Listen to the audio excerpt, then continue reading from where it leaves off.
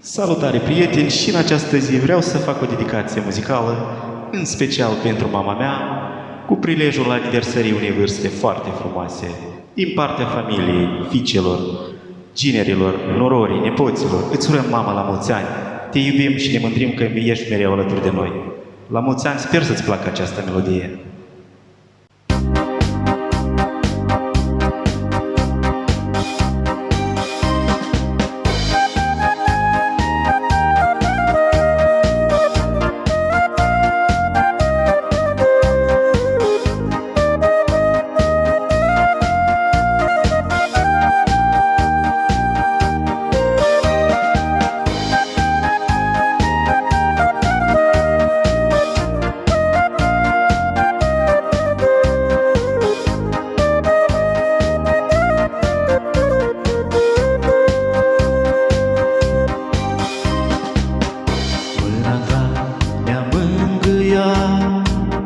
Vorba ta ne-a legănat.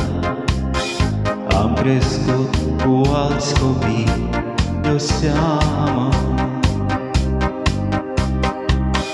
lângă pomul cel rotat, lângă spicul cel bogat, lângă pragul casei noastre, mamă. Am fost bun și răi am fost, tu ne-ai căutat un rost, cu povețe plânse în framă.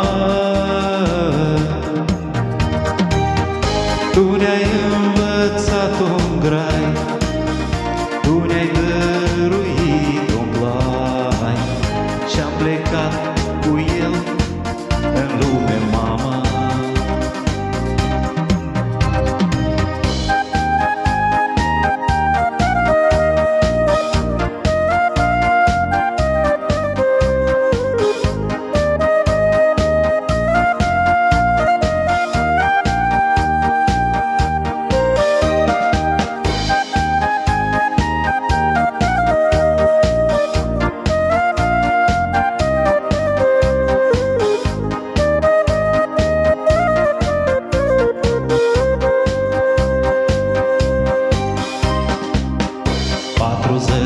Am colindat, le-am trecut în lung și în lat drumurile, și acum ne cheamă.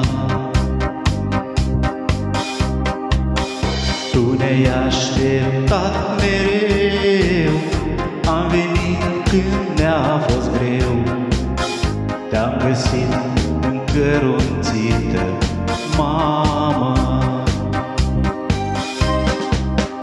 Am fost bun și răi am fost, tu ne-ai învățat un rost, cu povețe plânse în framă.